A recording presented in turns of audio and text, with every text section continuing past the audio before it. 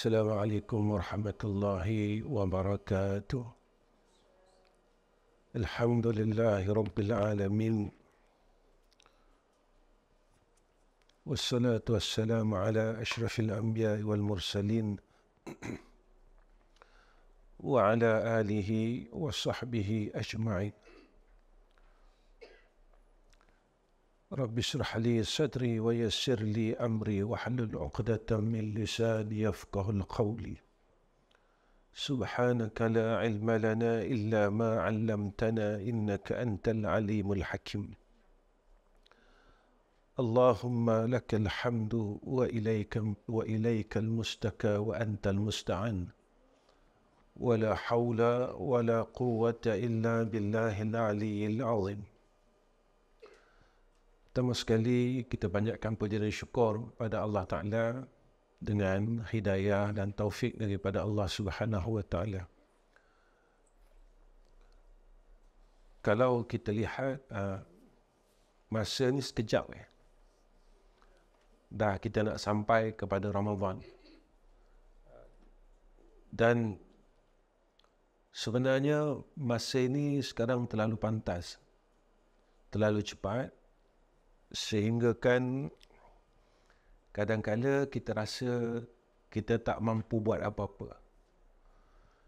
Kita tak sempat nak buat apa-apa. Masa ni dah sampai kepada destinasinya.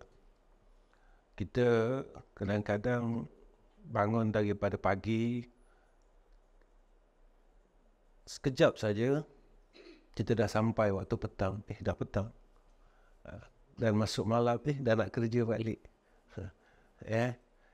Kita rasa kita tak tahu dan tak tahu apa kita perlu buat dalam satu hari kerana masa ini terlalu pantas. Begitu juga kita jangan lupa cepat atau cepatnya masa ini, tahun depan kita dah sampai kepada kurun yang terakhir yang disebutkan oleh Nabi, fasa yang terakhir. Terlalu cepat. Terlalu cepat. Dan kita berada kepada dunia fasa yang terakhir. Jadi sebab itu, pada pagi ini, saya ingin kongsikan kepada semua orang. Bila masa ni terlalu cepat. Masa ni terlalu cepat. Dan Nabi bagi tahu dekat kita pula, zaman yang akhir ini, umat aku akhir zaman, Nabi kata umurnya pendek. Maksud kata pendek ni, kita tak sampai umur macam orang-orang terdahulu. Jangan kata orang yang terdahulu pada kurun yang sebelum kita. Orang yang terdahulu daripada atuk dan nenek moyang kita pun kita tak boleh sampai. Kita nak sampai kepada 80 tahun, nak sampai kepada 90 tahun macam moyang kita dan sebagainya, kita tak mampu tak. Ya. Sebab itu kita dengar kematian ini berlaku banyak kepada usia muda. Sebab dia kadang-kadang terlalu mudah. Baru ni ada satu orang hamba Allah WhatsApp saya, dia kata, "Ustaz, tolong doakan," kata, "adik kami meninggal dunia tanpa sebab apa-apa." Dan bila di postmortem dan doktor sahkan tidak ada satu penyakit pun. Dan sebab itu, dan masa itu sebenarnya telah sampai yang Nabi kata akan berlaku kematian yang mengejut. Tiba-tiba je. Tak ada sebab, tak ada apa, sihat. Itu kadang-kadang kita terjadi kepada di dalam hidup kita. Terjadinya macam mana kawan-kawan kita yang baru saja petang tadi minum dengan kita. Baru saja tengah hari tadi minum dengan kita dan kita dengar khabar malamnya dia telah menemui Allah Subhanahu Wa Ta'ala. Dan yang keduanya Nabi kata umat aku akhir zaman, badan dia lemah. Lemah ni dia tak mampu nak buat amal ibadat seperti mana orang dulu. Tapi kena berhati-hati kerana umat akhir zaman dia rakus dengan keduniaan. Dia lemah dengan akhirat, dengan ibadat, dengan taat, dia cukup lemah. Dan alasan demi alasan yang diberikan kepada Allah. Saya sibuk, saya tak ada masa, saya itu, saya ini. Tetapi umat akhir zaman ini dia terlalu rakus dengan keduniaan. Rakus, dia tamak. Sebab itu kita dengar sekarang banyaknya berlaku perkara-perkara yang tidak munasabah, yang kita kata dulu tak berlaku benda ni. Dalam keluarga, adik-beradik, berlakunya perebutan harta dan berlaku perceraian atas satu sebab yang terlalu, kita kata terlalu mudah lah. Kenapa? Kerana suami tak boleh berikan nafkah tak ada reta, itu tak boleh bagikan kemewahan dan sebagainya. Tidak sama seperti keluarga-keluarga kita yang dulu. Susah, senang sama-sama. Dan kita kongsikan kehidupan ini bersama.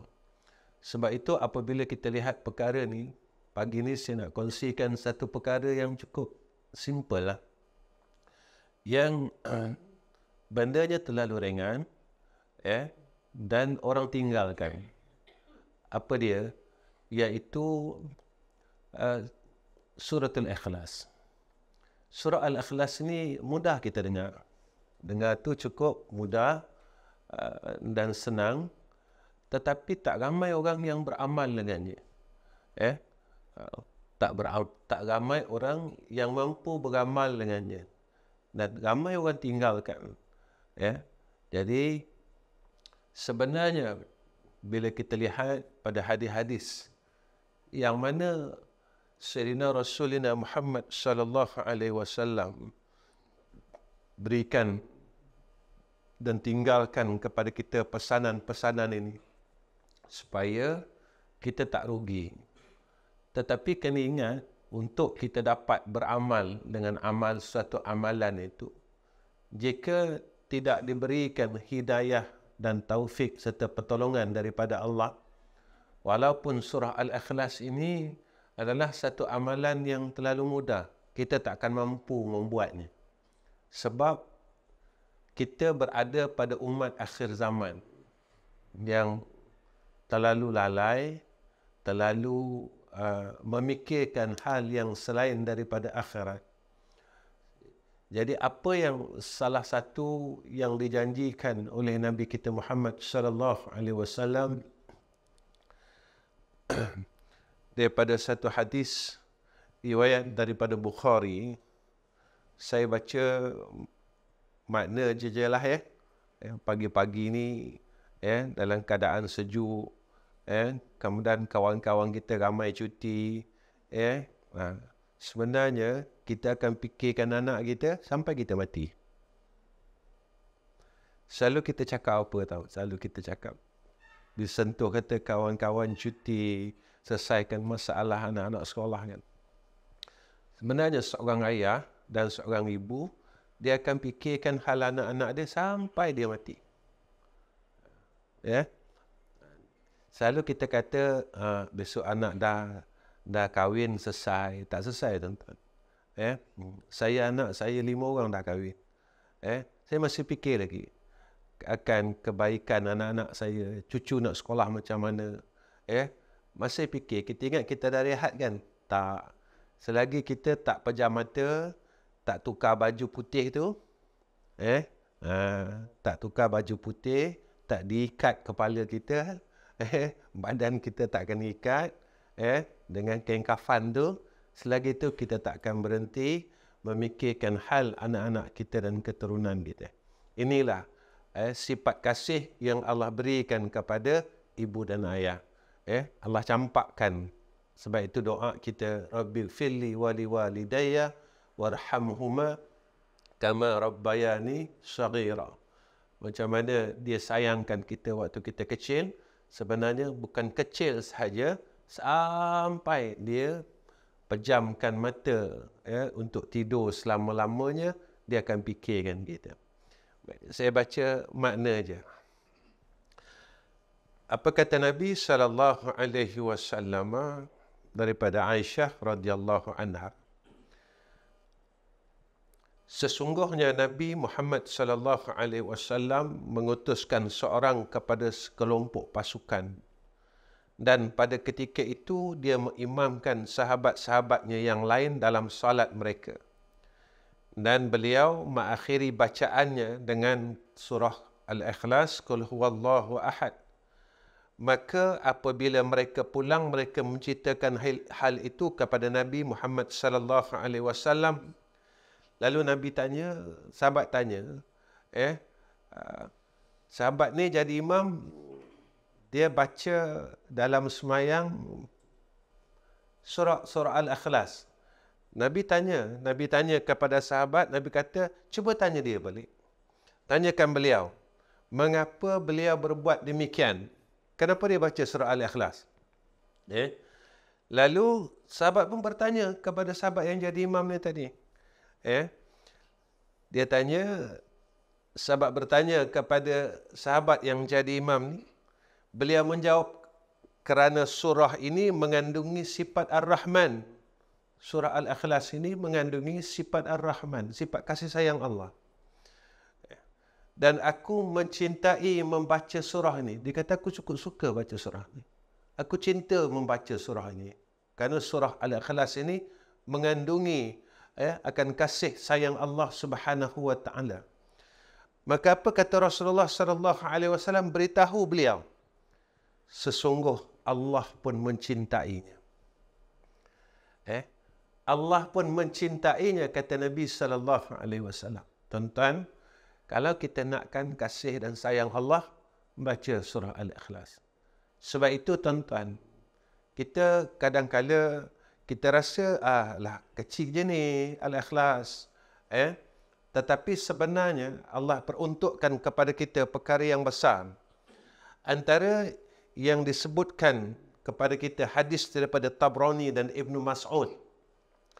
Apa kata Nabi sallallahu alaihi wasallam? Nabi kata, barang siapa yang membaca suratul Al-Ikhlas ketika memasuki rumah. Petang ni kita balik, tak mungkin kita duduk dalam pejabat sampai pagi esok dah. Petang ni balik rumah, buka saja pintu, jangan cakap benda lain dulu. Jangan tanya benda apa-apa dulu. Kita masuk saja dan kita langkah saja pintu, tuan-tuan, masuk saja pintu rumah. Apa kata Nabi sallallahu alaihi wasallam? Bahawasanya kata Nabi, barang siapa yang membaca suratul Al-Ikhlas ketika memasuki rumah, maka hilanglah kefakiran penghuni rumah dan tetangganya. Hadis riwayat Tabrani dan Ibnu Mas'ud. Masuk je rumah, tuan-tuan, kita baca Al-Ikhlas. Kita baca 3 kali. Jangan cakap dulu. Kalau tak sempat, kita baca sekali. Nabi kata Allah angkat kefakiran akan isi rumah tersebut, dan keberkatan orang yang membaca surah Al-Ikhlas ini, dia melempah sehingga tetangga di kiri kanan dia. Jadi berkat, tuan-tuan. Allah angkat juga kefakiran akan jiran-jiran kita dengan keberkatan orang yang membaca surah Al-Ikhlas ini. Tapi kalau isteri, kadang tanya pula nanti, ya Ustaz, saya buka pintu baru nak bismillah, suami tanya dah. Maka jawab dulu akan panggilan suami. Jangan pula nanti bila suami tanya, jangan macam tu.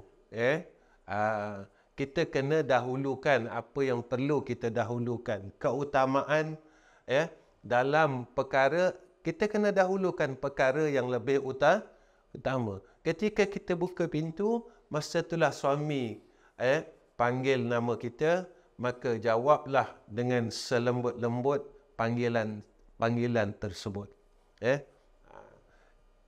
Masuk, bacalah surah Al-Ikhlas. Bismillahirrahmanirrahim. Qul huwallahu ahad, Allahus samad, lam yalid wa lam yulad wa lam yakul lahu kufuwan ahad. Maka Nabi janjikan kepada kita, Allah akan angkat kefakiran pada isi rumah tersebut, dan Nabi kata keberkatan itu melempah sehingga kepada tetangganya, yakni jiran kiri dan kanan, beroleh keberkatan. Berkat ni macam mana? Bila kita dapat keberkatan, rumah kita berkat, dan ketika itu melempah keberkatan itu kepada jiran kita, maka kita akan berada dalam sekitar yang cukup baik. Ketika isi rumah kita ini barakah, berkat ni bukan pada rezeki saja. Orang bila sebut kefakiran, orang akan nampak fakir duit saja. Sebenarnya, saya lebih fokus kepada keberkatan itu, isi rumah ini penuh dengan kasih sayang. Sebenarnya, duit bukan segala-gala. Walaupun kita kata duitlah segala-galanya. Cuba kita tengok kehidupan mak ayah kita dulu. Mereka tak kaya pun. Mereka tak kaya. Tetapi, barakahnya keluarga itu, mereka sentiasa dalam kasih sayang. Masalah sentiasa diangkat. Ketika itulah ketika isi rumah ini berkat. Lalu Allah akan angkat segala perkara kesusahan, perkara kefakiran di dalam isi rumah tersebut. Sebab itu kita lihat, tak kaya pun mak ayah kita dulu. Tetapi mereka dapat melahirkan anak-anak yang berjaya dunia dan akhirat. Mereka dapat lahirkan benda ni. Dan kita tak tahu, kita kadang kita pun tak tanya dengan mak ayah kita. Jarang seorang anak-anak tanya dengan mak ayah dia, "Mak, macam mana ayah dan mak jadikan didik kami berkat ni macam mana? Isi rumah ini kami adik-beradik boleh bersatu, dan rumah ini rezekinya alhamdulillah." Macam mana? Seorang anak dia jarang nak tanya ibu dan ayah dia. Sebenarnya ketika kita ni tuan-tuan, hilangkan hubungan ini. Sebab Nabi sebut tahu dalam hadis fitan. Besok sampai masanya hampir kepada kiamat, anak-anak ini akan jauh dengan ayah dia, dengan ibu bapa dia. Mereka akan lebih suka menceritakan masalah mereka itu dengan kawan-kawannya. Nabi kata, wa jafa'u abahu. Mereka jauh dengan ayah mereka, dan mereka luahkan masalah itu dengan kawan-kawan. Tak cerita pun dengan kita. Tak cerita pun. Sebab itu, saya nasihatkan, saya lebih suka pesan perkara ni, saya nasihatkan, jagalah anak dan isteri kita, jaga suami kita, agar keberkatan ini bermula daripada rumah. Berkat ini mula daripada rumah. Jika rumah itu berkat, maka seluruh kehidupan kita akan jadi berkat. Percayalah. Sebab itu ini yang Nabi ajar kepada kita, dan kita lihat perjalanan Sayyidina Rasulina Muhammad sallallahu alaihi wasallam. Mulakan daripada rumah lagi. Seorang suami jangan tinggi suaranya pada isterinya, dan seorang isteri jangan tinggi suaranya pada suaminya. Jangan kita saling tegur-menegur. Saya macam tu. Saya suka cakap, kalau saya tak nak cakap kalau saya tak buat benda tu. Saya tak tinggikan suara saya dengan isteri saya. Dan isteri saya pun macam tu. Kalaulah antara kami tatkala itu tinggikan sedikit, kami terus beritahu. Kenapa tinggi sangat tune hari ni? Tanya. Macam tu. Tiba-tiba saya tertinggi suara. Tinggi sikit bang, dia kata. Kita selukan balik. Jangan pula, bang, tingginya aku suami. Jangan buat macam tu. Ya. Ataupun si isteri dia terlupa. Hari tu, masa tu kerja pejabat tak habis lagi. Sampai rumah, suami tanya banyak pula. Inspektor SAP. Inspektor tanya tu, tanya ni, kita pun tertinggi suara kita. Maka kita cepat turun dan terus kita minta maaf. Kerana apa? Kerana keberkatan itu bermula daripada rumah itu sendiri. Sebab itu, kita baca surah Al-Ikhlas. Kita baca surah Al-Ikhlas sebelum kita masuk rumah ni tadi dan ketika kita melangkah masuk rumah. Agar apa? Agar Allah kurniakan kepada kita diangkat akan kefakiran di dalam isi rumah tersebut. Kemudian di antara hadis lagi yang disebutkan kepada kita, riwayat Tirmizi. Tapi hadis ini hadis daif, tuan-tuan. Tapi masih hadis. Boleh beramal hadis daif ini, tak salah. Mujtahid yang empat, Imam Malik pun menggunakan hadis daif untuk dijadikan hadis hukum. Kadang-kadang orang sekarang aja, ini hadis daif ni ustaz, tak boleh, kita kena pakai sahih sahaja. Pelik kita ni kadang-kadang. Baik. Apa kata Nabi SAW? Daripada Anas bin Malik, Rasulullah SAW bersabda, hari ni kita kuliah kita pagi ni, kuliah Qul Huwallahu Ahad, nama dia lain macam sikit. Jarang orang nak kuliah Qul Huwallahu Ahad ni, tuan-tuan. Baik. Baik. Apa kata Nabi? Barang siapa yang setiap hari membaca 200 kali. 200 kali. 200 kali ni sekejap, tau. Saya kalau baca 200 kali ni, saya kalau datang daripada rumah madrasah saya di Selangor sampai Terengganu, dapat 2-3 ribu juga. Kalau satu saja amalan, boleh dapat sampai, kadang-kadang sampai 10 ribu boleh dapat. Kalau satu amalan lah.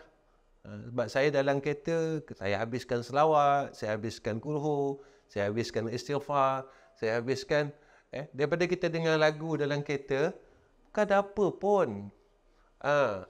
Tak ada apa pun kan, dengar lagu, buka lagu. Itu yang saya pesan. Kita cuba tukar musafir kita dalam keadaan yang dalam rahmat. Kita dah dengar lagu 40 tahun. 40 tahun dah kita main lagu tu. Lagu nostalgia, ustaz. Dia ada apa, kita kata kenangan, ada satu kenangan apa, tak payahlah. Tak payahlah kenangan dengan lagu tu. Jadi biarlah memori itu tersimpan dengan redha Allah. Jadi seronok kan. Saya ingat almarhum orang tua saya tanya, bila ditanya oleh seseorang, ustaz, kenapa dalam suatu keluarga tak boleh tentram, ustaz? Gaduh saja. Macam kami tak rasi pula. Dia bukan tak rasi. Kalau kita nak bina suatu keluarga, mulalah dengan keredaan Allah. Jangan mulakan dengan maksiat dulu.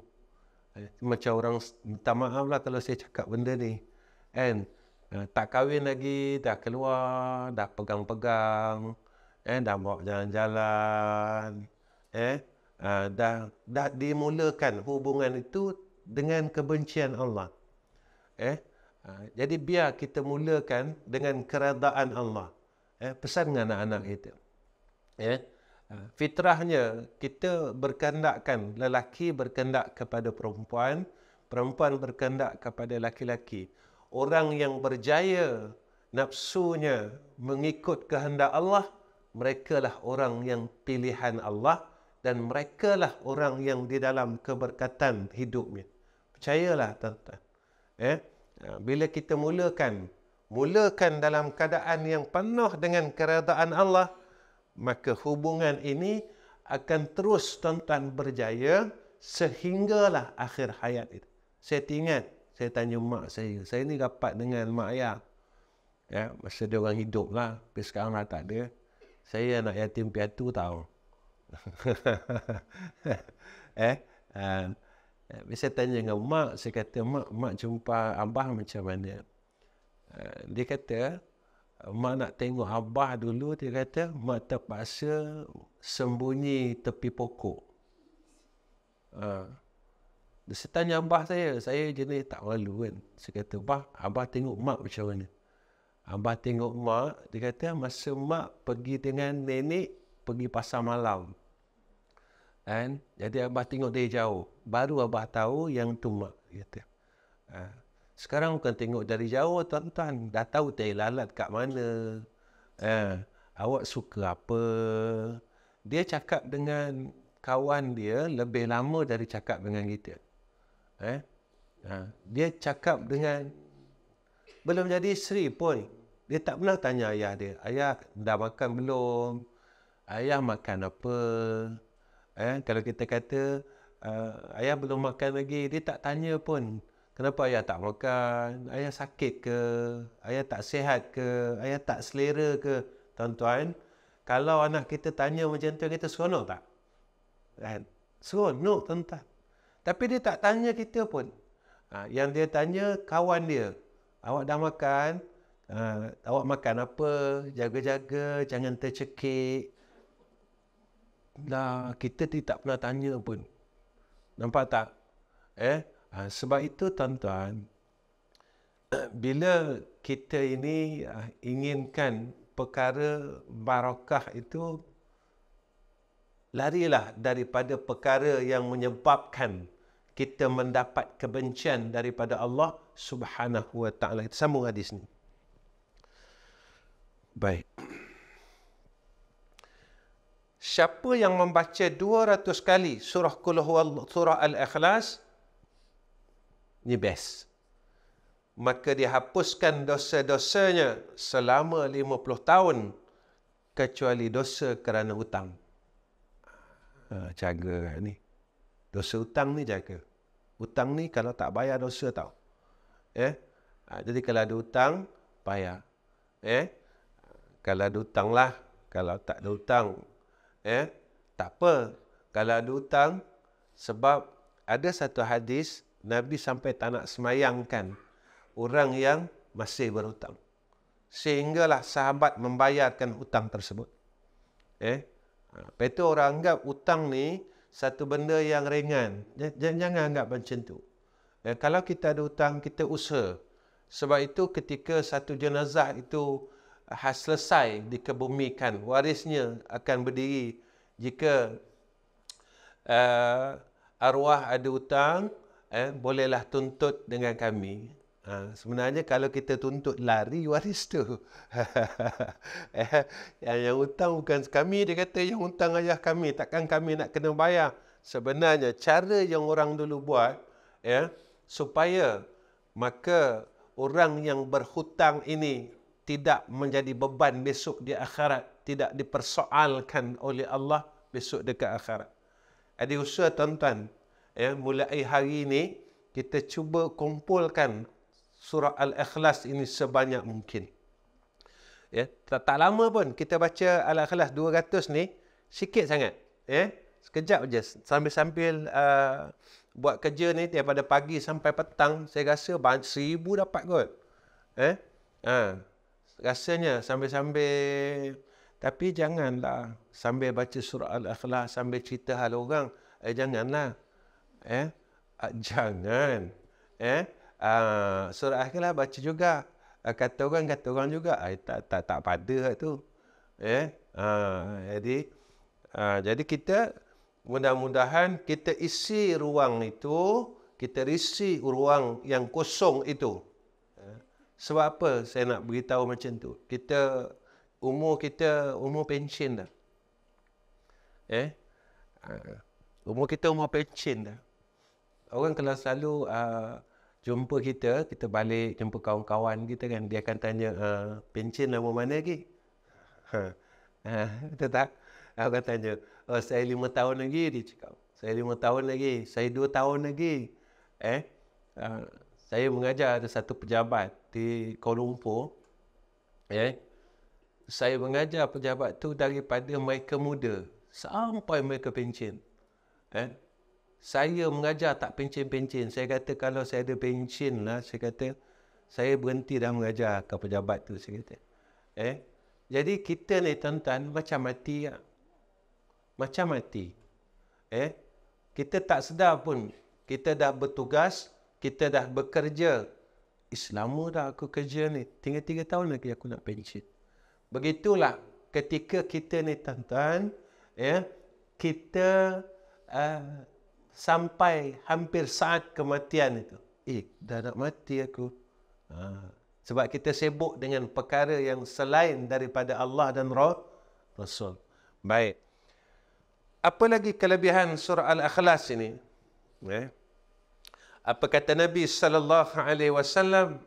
Sesungguhnya seseorang yang lain membaca suratul Al-Ikhlas dengan berulang kali, lalu ia datang bertemu Rasulullah SAW dan menceritakan hal itu kepadanya, seolah-olah orang itu menganggap remeh surah itu.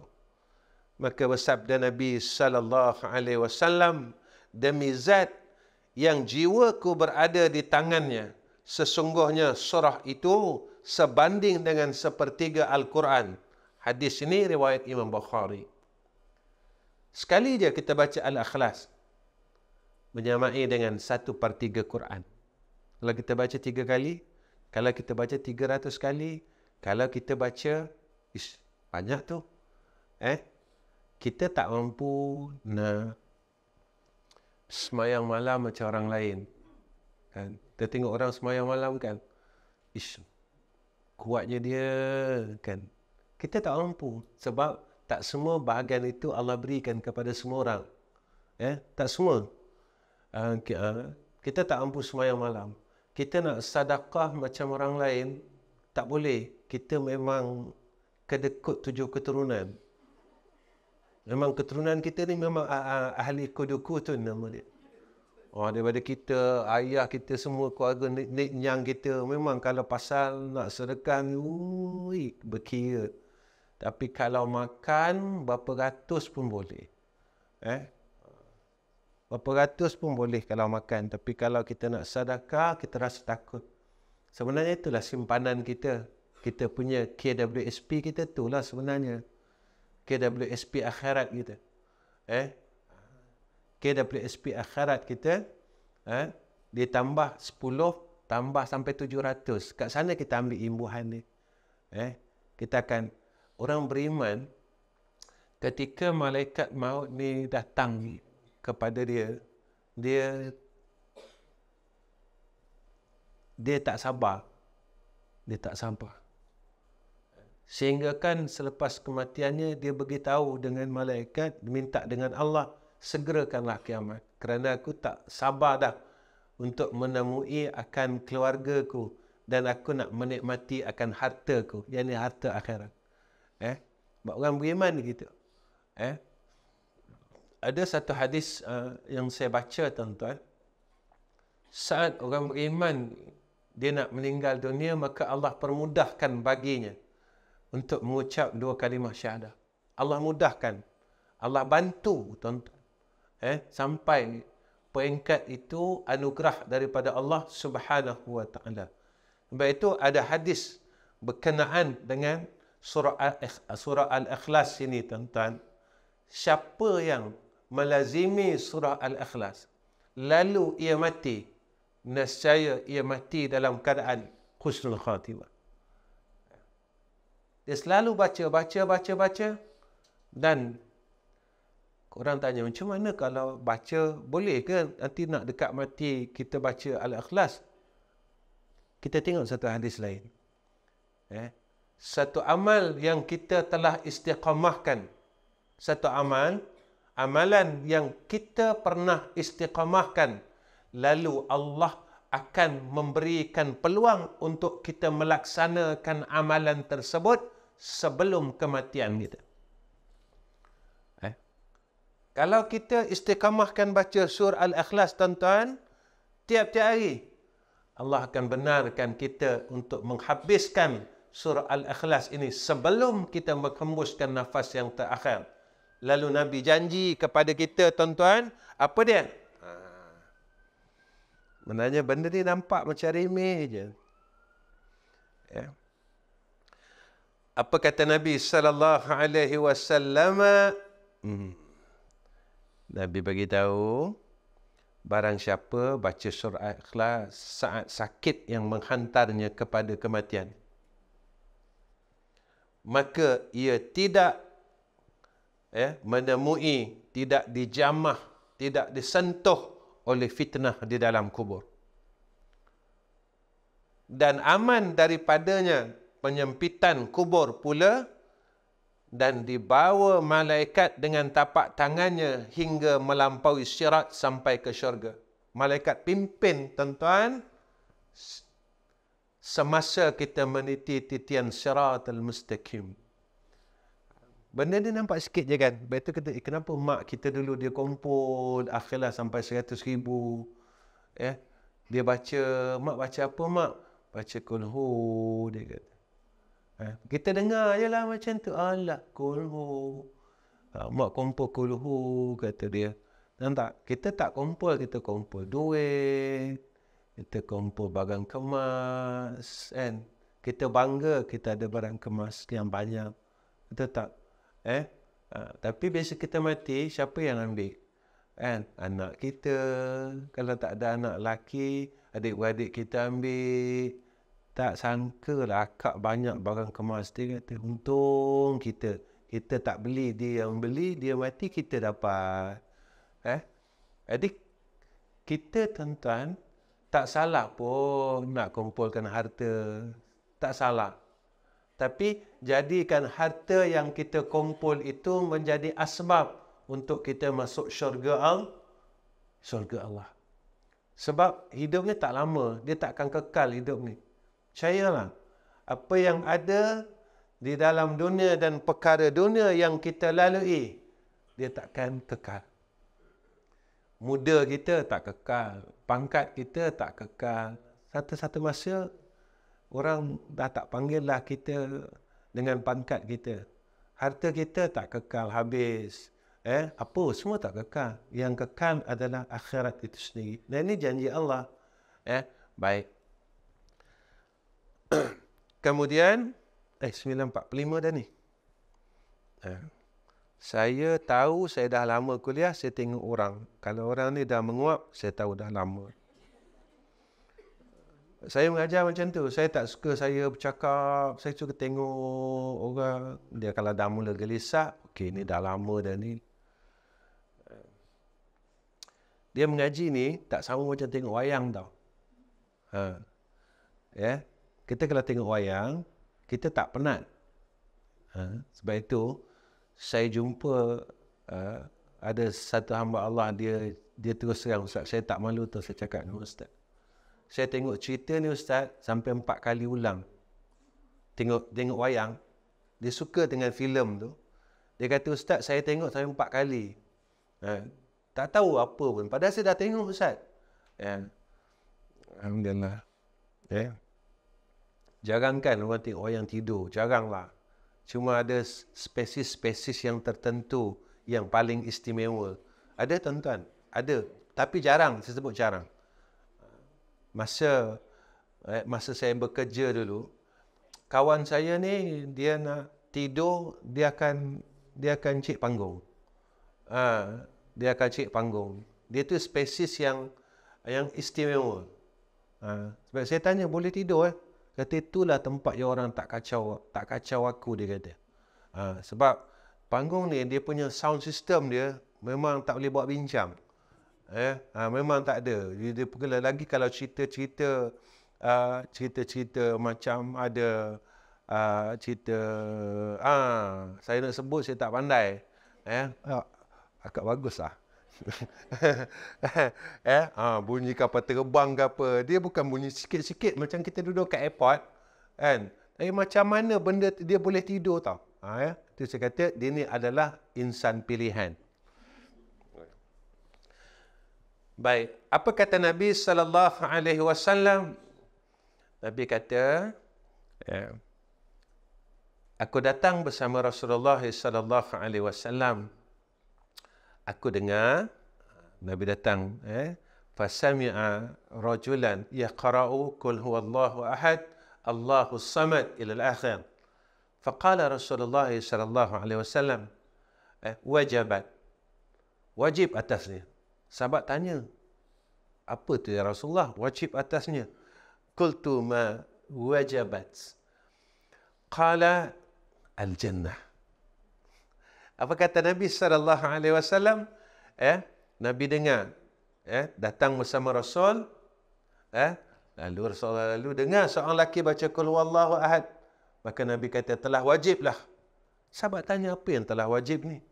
Nabi kata syurga baginya. Kalau kita nak tempah nama kita di pintu syurga Allah, banyaklah baca surah Al-Ikhlas. Kita baca surah Al-Ikhlas. Tuan-tuan, hadis ini riwayat daripada Tirmizi dan status hadis ini hadis hasan sahih gharib. Baik. Ini tak akhir. Sebelum saya tutup,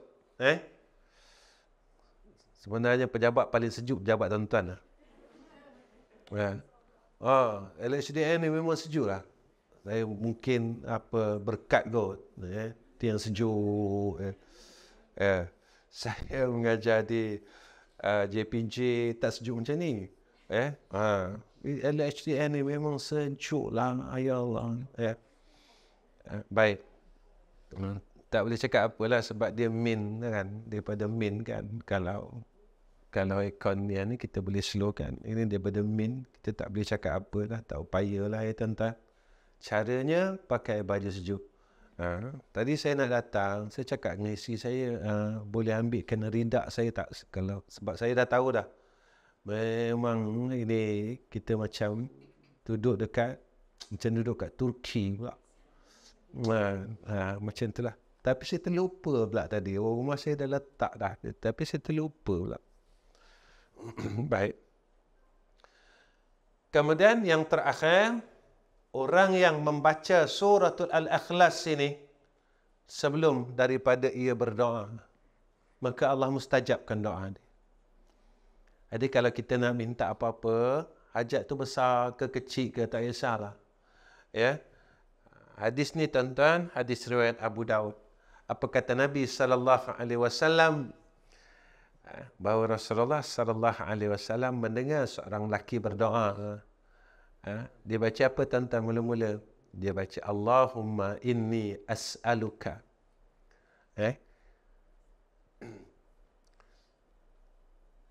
Dia mulakan Allahumma inni as'aluka anni ashhadu annaka antallahu la ilaha illa anta al-ahad as-samad alladhi lam yalid wa lam yulad wa lam yakul lahu kufuwan ahad. Baru diminta dengan Allah. Saya ulang balik. Boleh? Boleh tuan-tuan. Kita kalau orang hutang kita ingat sampai mati, takkan doa ni tak boleh ingat tuan-tuan. 20 tahun dulu orang dia hutang kita boleh ingat. Tak lupa-lupa tuan-tuan. Mana kuat ingatan kita.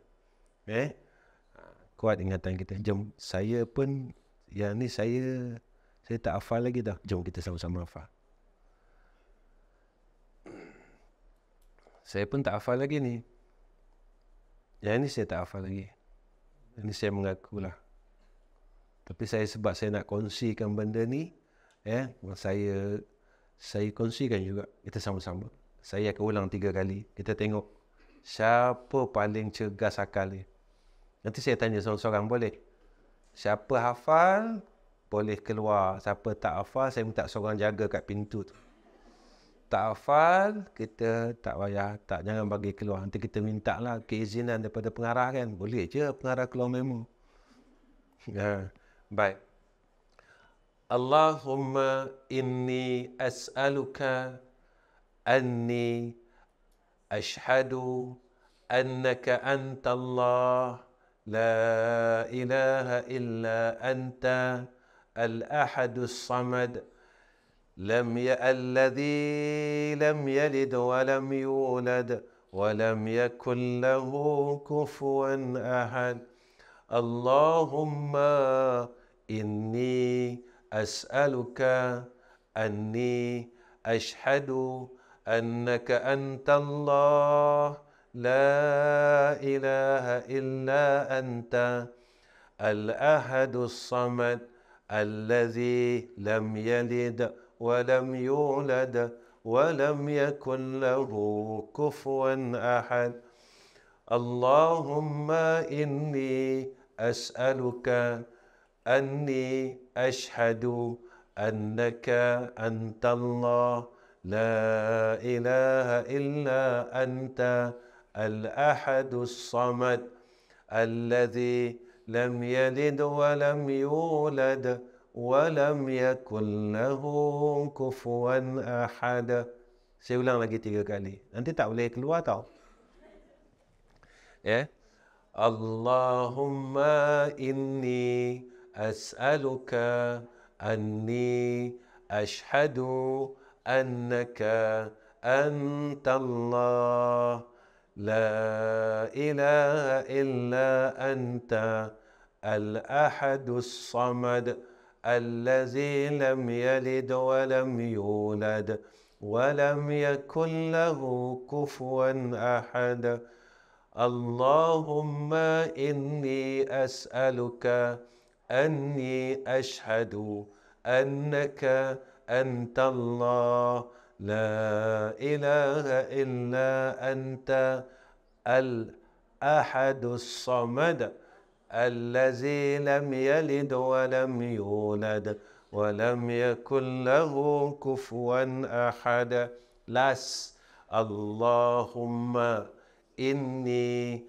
أسألك أنك أشهد أنت الله لا إله إلا أنت الأحد الصمد الذي لم يلد ولم يولد ولم يكن له كفوا أحد الأحد الصمد. Kalau kita sambung la ilaha illa antal ahadus samad, kalau sambunglah, kalau tak berhenti al ahadus samad. Boleh? Saya suruh seorang baca. Ustaz suruh kami baca, Ustaz baca dulu. Okey, kalau saya tak lepas, saya tak balik. Allahumma inni as'aluka annaka ashhadu annaka anta Allah la ilaha illa anta al-ahadus samad الذي لم يلد ولم يولد ولم يكن له كفوا أحد. Betul ke saya baca ni? Salah. Allahumma inni as'aluka anni ashhadu. Saya tertinggal anni tadi. Allahumma inni as'aluka anni ashhadu annaka أنت الله لا إله إلا أنت الأحد الصمد الذي لم يلد ولم يولد ولم يكن له كفوا أحد. Habis baca tu, baru kita angkat tangan. Ya Allah. Nabi kata apa? Nabi kata, sesungguhnya dirimu telah meminta kepada Allah dengan namanya yang jika dia meminta dengannya pasti akan memberi, dan jika ia diseru dengannya pasti akan mengkabulkannya. Maknanya siapa yang Dah baca bismillah, alhamdulillah, baca selawat, kemudian kita baca tu. Kemudian kita minta. Kita minta doa. Allah kabulkan hajat kita. Minta je lah. InsyaAllah. Jadi setakat ni saya ucap terima kasih kerana tak jemu panggil saya. Ustaz hari ni Ustaz cerita Qul Allah aja. Apalah Ustaz ni dia kata. Walaupun Qul Huwallahu Ahad, benda kecil, kalau kita dapat beramal, dia menjadi bekal untuk kita di akhirat. Satu, kemudian kita akan dicintai oleh Allah, kita akan dapat masuk syurga Allah. Nabi kata wajibat, telah wajiblah atasnya.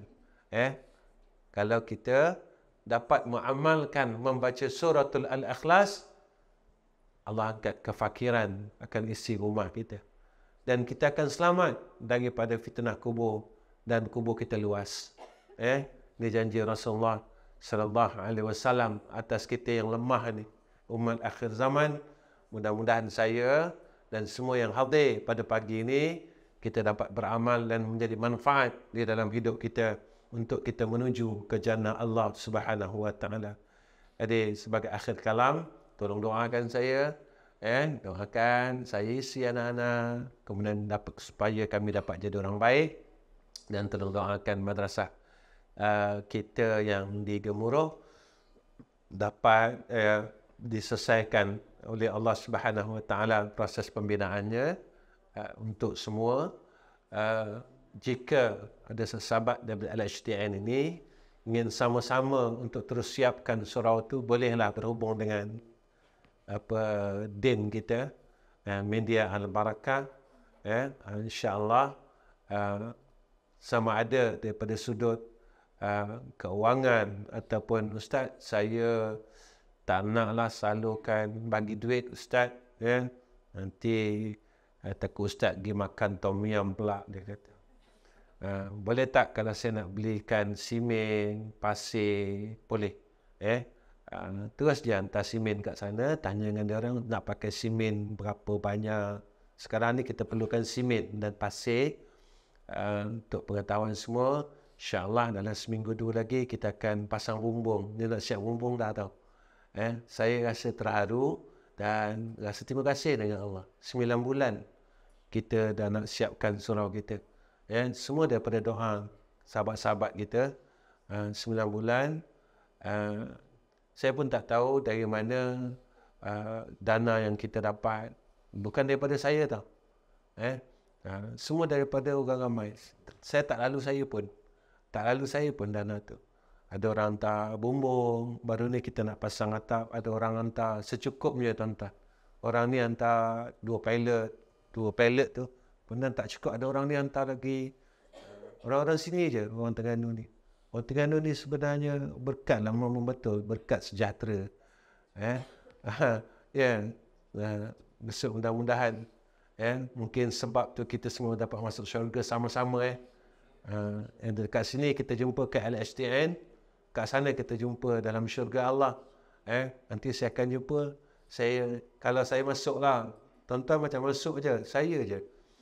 Kalau saya dapat masuk besok, saya akan ini staff Al-HTN dulu ni, saya kata. Saya akan buat macam tu. Panggil baik, tolong doakan tak? Baik, setakat ni saja. Wa akhirul kalam. Assalamualaikum warahmatullahi wabarakatuh. Bismillahirrahmanirrahim. Alhamdulillah rabbil alamin, wassalatu wassalamu ala asyrafil anbiya wal mursalin wa ala alihi washabbihi ajma'in. Ya Allah, jadikan asbab majlis ilmu kami pada pagi ini, kami beroleh rahmat dan keberkatan Kau, ya Allah. Ya Allah, jadikan asbab majlis ilmu kami pada pagi ini, ya Allah. Jika kami sakit, maka tolong sihatkanlah, ya Allah. Dan sihatkan akan ibu bapa kami sekalian, adik-beradik kami dan anak-anak kami, cucu kami, guru-guru kami yang sedang sakit, ya Rahman Rahim. Ya Allah, jadikanlah jika ada rahmat-Mu dalam majlis ilmu ini, ya Allah, dan majlis ini, maka Kau jadikanlah asbab ini kami dapat hidayah dan taufik-Mu sehingga akhir hayat kami, ya Allah. Ya Allah, teruslah pimpin kami, ya Allah, ke jalan-Mu yang lurus. Pimpinlah kami, isteri kami, suami kami, anak-anak kami, menantu kami, cucu kami, ke jalan-Mu yang lurus sehingga kami dapat semuanya berkumpul dalam syurga-Mu ya Zal Jalali wal Ikram. Wassallallahu ala sayyidina Muhammad wa ala ali sayyidina Muhammad walhamdulillahi rabbil alamin. Taqabbalallahu minna wa minkum.